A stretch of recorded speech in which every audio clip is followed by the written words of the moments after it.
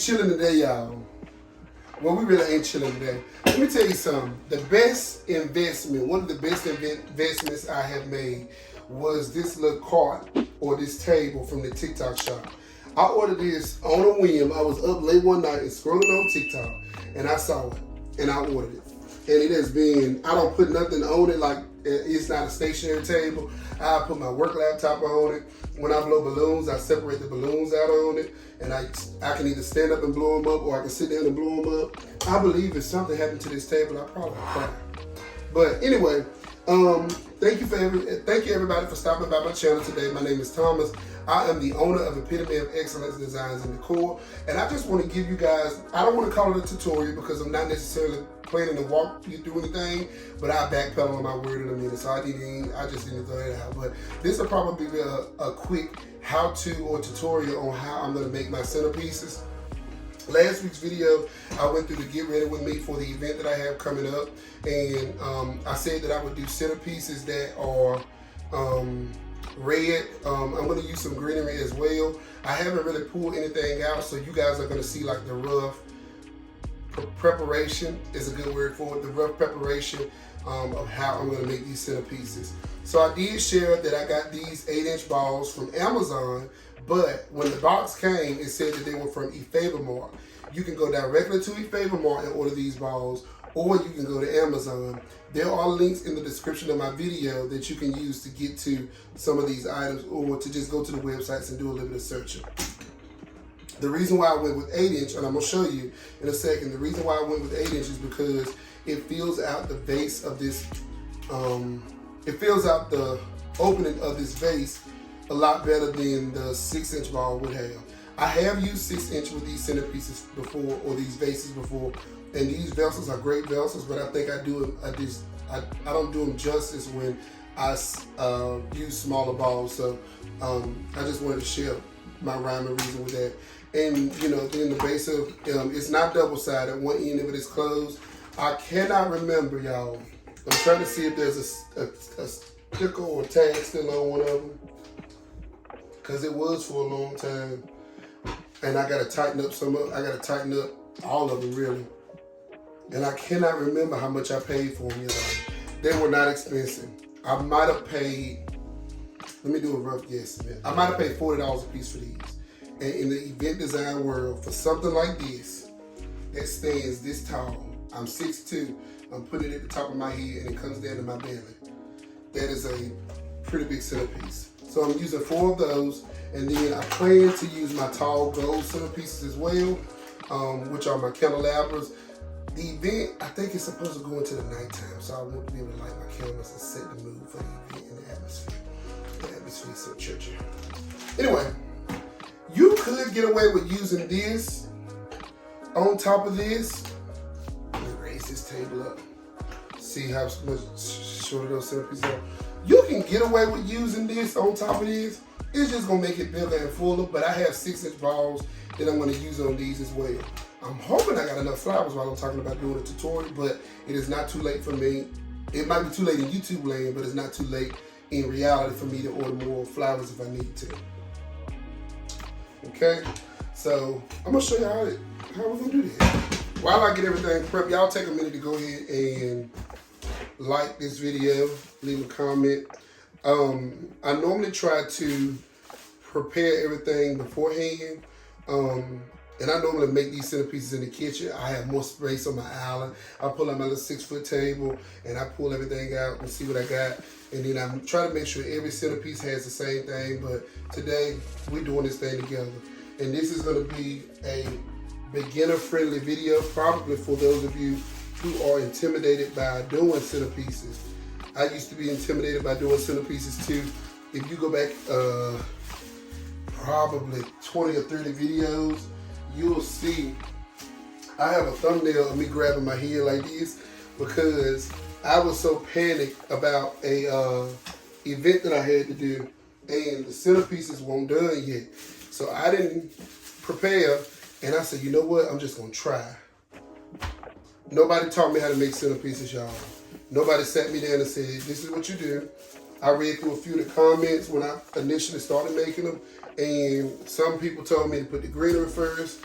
Some people told me using the hydrangeas first is fine, but I just did what worked best for me. And that's what I encourage you to do as well, because I don't always use the same technique or method.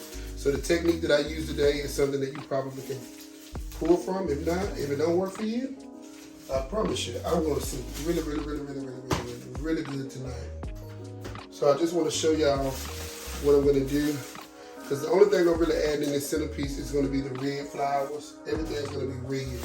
So it's only one thing that I want to count out though, and that's gonna be flowers from another order or from another kind of event that I had a while back. Now in my video from last week, I was talking about where I got a bunch of these flowers. All of what you're gonna see is from Amazon, with the exception of some of the greenery. The greenery is from here, there, and everywhere.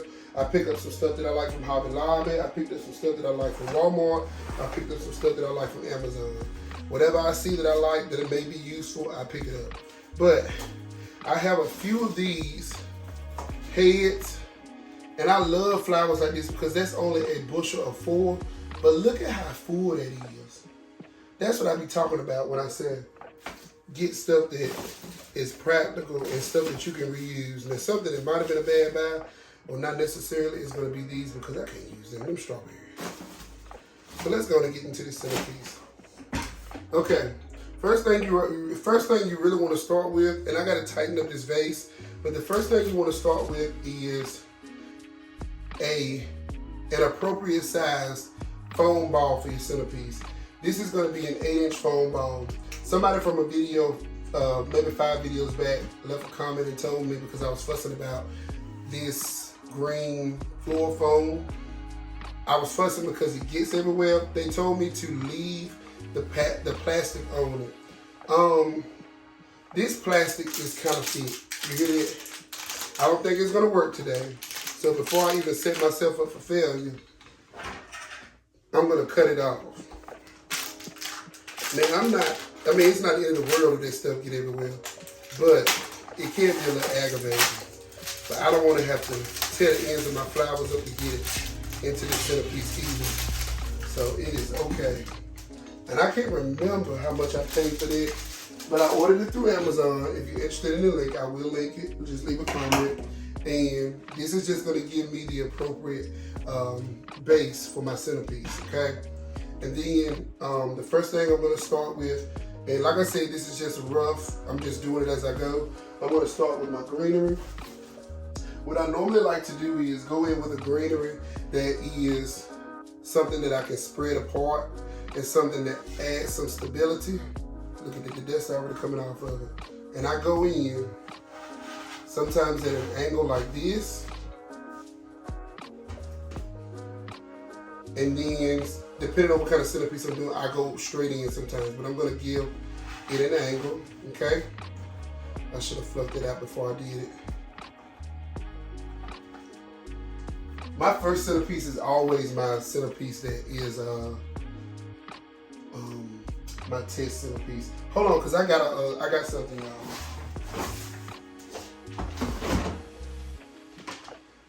I got a little laser Susan that I got from Ross. I think it was Ross or Burlington last year that I put my centerpieces on so that I don't have to turn the vase. It'll spin it for me. See how it's spinning it for me?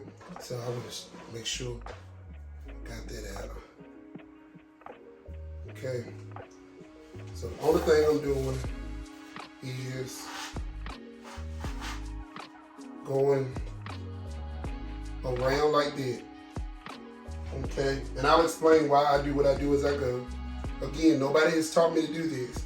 This is the method that I use for my centerpieces, and it don't always turn out my favorite, but it worked for me. Okay. So I'm doing kind of like a cross method. So I did 2 and 2 on each side. Depending on how big the base of it is, I may do 6 at the bottom. But once I have my centerpieces, once I have my stems in, is a better word. Once I have my stems in, it keeps this ball from rolling around because I put it as close to the brim of the centerpiece as I can get it, okay? I've done it with white styrofoam as well, but the white styrofoam, you got to really overcompensate when you're doing your greenery, because you're gonna see that white styrofoam through the centerpiece and you don't wanna see that. And I always get frustrated with it because I'm like, oh, I can't find the right size ball. I have been waiting to the last minute to do this stuff, and then it was coming back to bite me. And this floral foam ain't going everywhere like I thought it would. It's just getting on the tips of my fingers. Taking it apart might be another story. So what I'm doing now is I'm offsetting.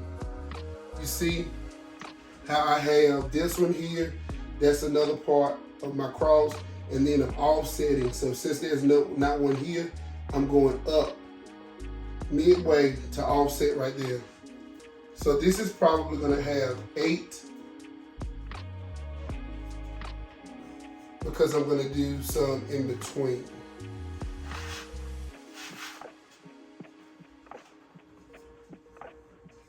And it always look crazy when I first do it like this. It always do. These little pieces came from Amazon, I believe. Can't remember. I got so many flowers. Look behind me. God has been good to EOE, I can tell you that. So I got about 8 stems in there now. And this is just going to be kind of like a baseline for me. Do I have 8 in there? Yeah, I got 8 in there. I just got 2 of them kind of close together, which is okay. Okay? And then I'm going to go in to the top of my centerpiece, because I don't have many of these, but this is going to be a good filler. Sorry, y'all. I'm mirroring what I'm looking at, so I'm showing you in the wrong spot, but I'm going to go into the top of my centerpiece with these. If I have enough on the end, like if I have enough at the end of me putting this together, then I'll go in and fill in this, because this is a good statement piece. And just already, I'm liking what I see. Camera never does it justice. We always say that in the event world when we do pictures and videos of our events, but the camera never does it justice. I always say that. I have these that I showed in the last video. These are my hydrangea heads.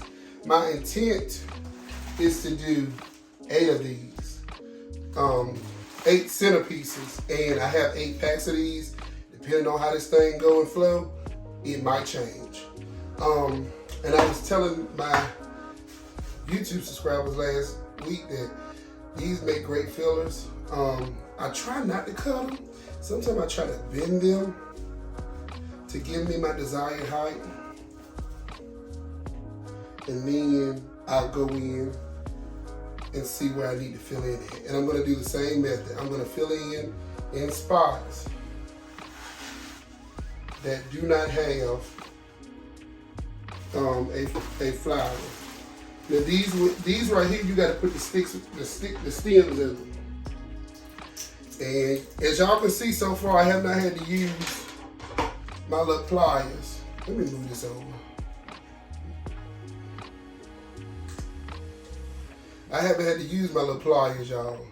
These are good, not pliers, my wire cutters, or my flower cutters, whatever you want to call them. But the stems, I'm finding myself having to like really work in there, so.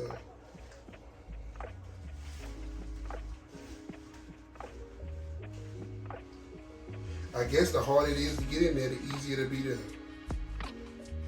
well, the better it'll stay is what I'm trying to say. Y'all, I am tired. I'm hot. My kids got colds. My third to oldest, Mocsicka, hadn't been sleeping well at night. And I be trying not to be frustrated because he don't want to be sick and I don't want him to be sick. And if he could change it, he would. And if I could, I would. So we was up at, I went to bed at 12 last night because we went over to a friend's house. Well, not a friend, well, she's a friend, but a lady from my church did like a little impromptu cookout. And we went over her house for grilled food.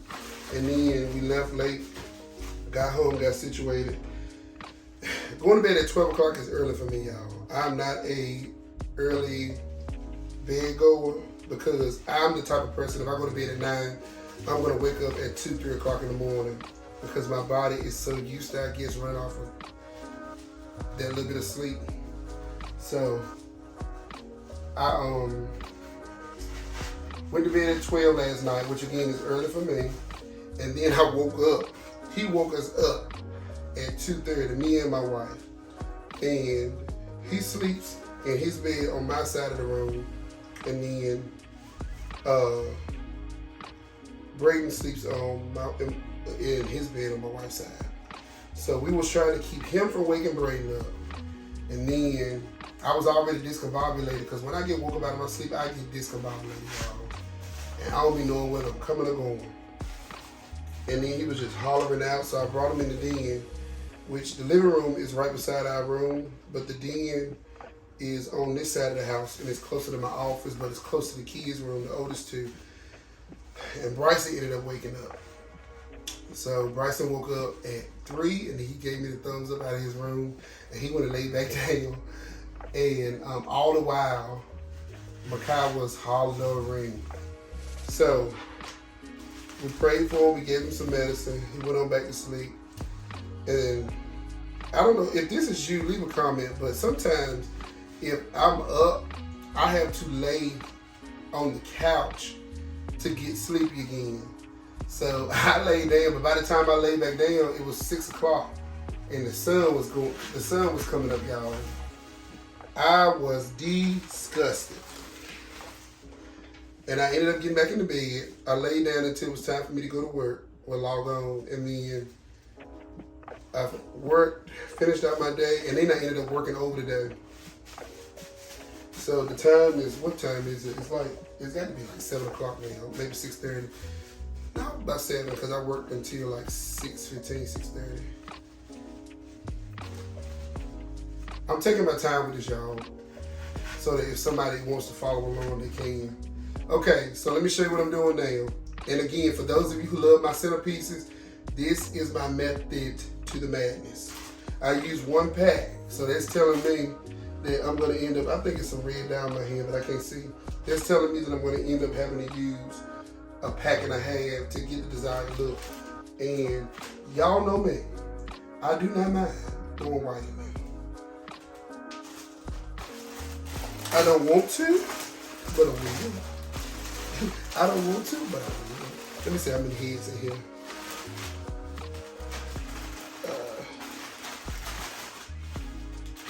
Them flowers don't smell good.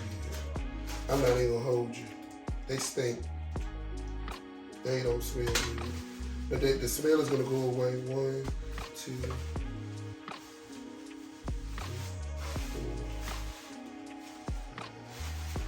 I think it's 10 heads in there. 1, 2, 3, 4, 5. Okay, yes, 10. So I'm gonna use some more of these heads to fill in where I need it. This is the method to my madness. And again, if you know a better way, I am not gonna shun you for telling me. So I'm going around looking for, I always do one at the top too, I'm tripping. I always do, that's my midpoint at the top. And then I'm gonna go around, got 4 more. After these 4, I'm not going in with no more red ones. I'm gonna go in. I'm glad that I had to cut them, because then I can reuse these stems. And again, I'm using the X formation. So if I do an X here, then I'm gonna do crisscross at the next level, crisscross, X, crisscross, okay? I'm not just jabbing flowers in here. I have done that. And I will. And you know he will. Okay. I pray that when God expands my territory and He allows me to service more people and to do this full time, that I'm able to still come on here and do this with y'all. I really don't want to, I'm not saying that I won't ever, but I really don't want to have to hire somebody to like record me and then not be interactive with y'all, not being able to read comments and stuff. I don't want to do I want to, because y'all have really, let me tell you, the comments and the love that I get from doing this on YouTube, they call it dope. What they call it, dopamine, when you get likes and stuff. I don't know what they call it, but they say that you get that when you're on social media. I don't want to say that that's what I get, but the love and the support that I get from y'all when I do this stuff, it's like it boosts me to keep going. Even when I took off for 6 months and I had already pre-recorded a lot of my content, just seeing y'all interact with that content that was done like months prior blessed me, because it was like, I can't wait to get back into it. Even though I felt like I had lost my mojo and I started doing my get ready with me with y'all, it just solidified how I felt.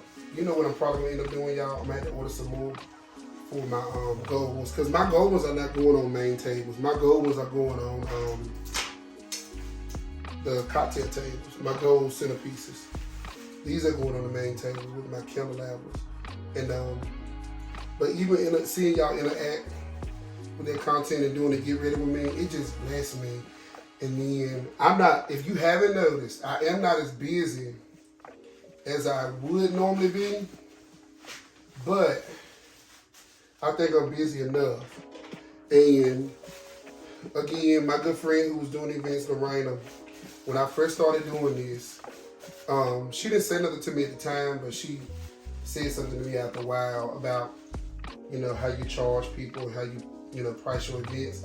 She was just saying that, you know, you have to be careful because people will run you in the ground for their special day to do their event, and then you missing out on your family time, you missing out on birthdays. So what I do, before I open up my calendar, I always look ahead at the holidays, the U.S. holidays, because I don't want to schedule anything around the holidays if I can help it, like Mother's Day, Father's Day, Labor Day, Veterans Day, the 4th of July, things like that. I try not to do that, and then I block those days out. I block out events in my church. If there's an event in my church, I block them out. If there is a birthday, my family's birthdays are blocked out by default. I might have to cut this. Mine too, because I used to be bad about not celebrating my birthday and not recognizing it, but my wife got me out of it quick before we got married. And I blocked those days out. When my wife was pregnant, of course I blocked her due date out. And around that time, I blocked months out for that, because I ain't want nothing to happen. And then I got somebody's event planned, and I couldn't do it because of her going into labor. So I blocked all of this stuff out. But that's how I plan my time, y'all. I don't want this to consume my time. But again, the blessings of the Lord, it's got His way of overtaking it. And the word says, the blessings of the Lord make it rich and addeth no sorrow. So if this ever becomes a sorrowful thing to me, or I find myself not wanting to do it, then I need to check myself, see who I got in my ear. Okay, so I'm just rambling while I fill it in. Y'all see how it's filling out, or it's getting fuller? And again, this is how I always do my centerpieces. I always like to offset the greenery and the flowers. I hope it doesn't look weird on camera, because again, this is how I've always made them, y'all. Okay? And then I'm gonna go in. I got some greenery that I want to go in with, but I want to go in with my roses real quick. So these are the roses that have already been fluffed out for another event. They've already been cut. But in the last video, I just showed you that I ordered some more. And the trend now has been to have the roses stick out just a little bit. Y'all see that? Now you can still see some greenery in that centerpiece. We know that. I mean, so the green ball, we're gonna fix it, okay? But y'all see how the hydrangeas, like the hydrangeas do the work for you. So I'm still doing the same crisscross method. I'm going, see, you see this one here? Now I'm on this side, putting this one in. Okay? And I might not have to necessarily put more on the other piece, on the other end. Okay. Okay, now I see some gaps up here. I'm gonna kind of come in again. I got it sticking up a little further because you need to be able to appreciate the rose now. And then, so I got that rose right there. This rose is gonna go right here, but I'm going down a little bit. I'm bending the rose a little bit, okay? How many have I used? 4. So I'm gonna try to stay within 6 per centerpiece. Cause I don't know, like these flowers are expensive. I'm gonna start going to a wholesaler to watch. I gotta tighten this vase up. It's rocking a little bit, but it's some screws just right here and right here that I can tighten up with the ratchet. And I don't know if me spinning on this lazy Susan, but I was about to say I don't know if me spinning this was causing it to be like that. Okay. How many did I? Let me count my roses real quick. 1, 2, 3, 4, 5. Can I do more? 6. Okay, I got 6 in here. Y'all see how good, how pretty it? The roses are sitting out on purpose. Okay, and remember, I stuck one of these in the top. That's giving it the color on the top. I don't have a lot of those, so I'm not going to put any more in there. And then I have a bin that's just like full of. It's full of greenery, and I'm just gonna stick some of that greenery down in there too to cover up the base of the centerpiece.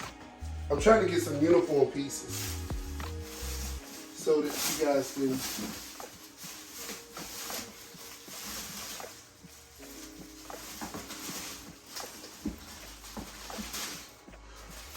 I was looking for some uniform pieces like these.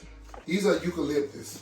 I have 2 types of eucalyptus plant. I have one that came on a big stem that I cut, and then I have one that came in individual pieces. I love the individual pieces because I go in there and I jabs them in. So it doesn't make this, it doesn't make it look so awkward when you got other pieces that are sticking out. So I just grabbed 4 of those.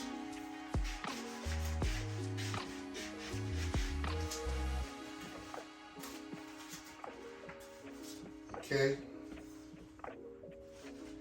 And at this point, I am being kind of random because I'm looking for gaps because I got my flowers where I needed them to be. Okay. All right, and then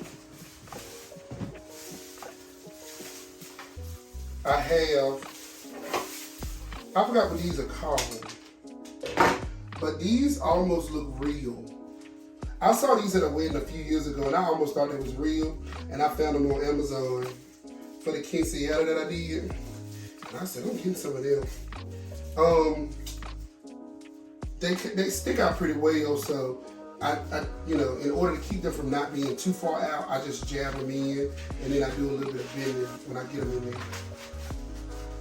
And if you love the quinceañera flowers or the quinceañera centerpieces, this right here is what helped bring those centerpieces out. Because you gotta have greenery, y'all. This one gives it a natural look.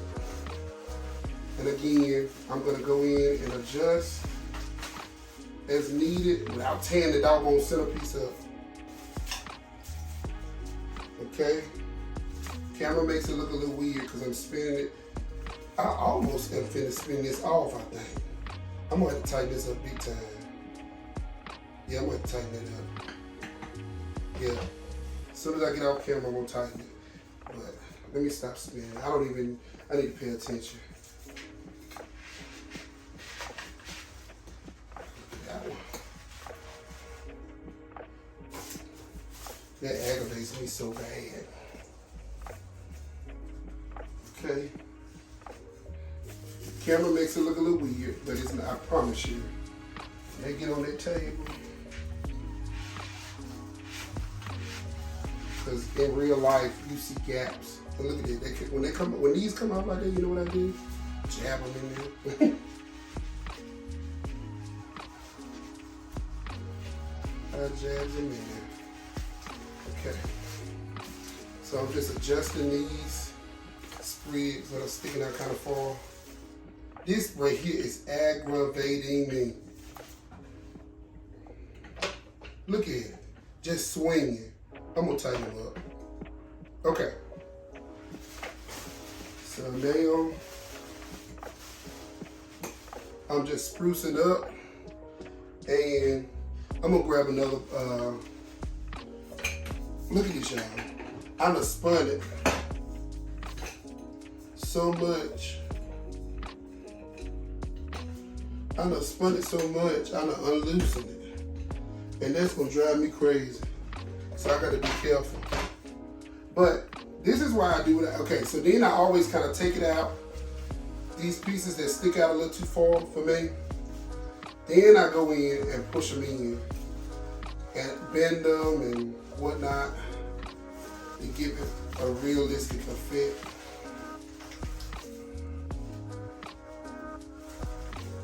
I ain't scared to bend them stems now, because guess what? I can unbend them when it's time.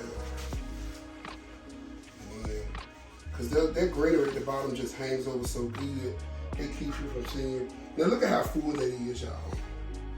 Give you a good look. That's full. That's good and full. That's what I want. That's the look I'm going for. I got my red flowers, I got my hydrangeas, and I have my roses. Okay. This one's sticking out a little too far for me. So I'm finna make you a little sacrifice. There we go. That's a little too far for me. Okay. Now there I go spinning that one. So this is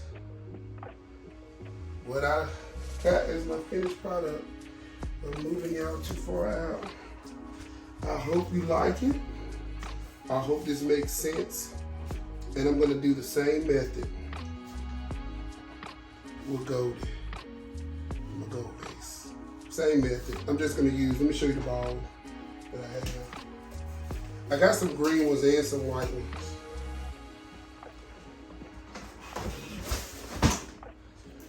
I pulled out both of them so I can show y'all what I was talking about. See how much smaller this centerpiece is?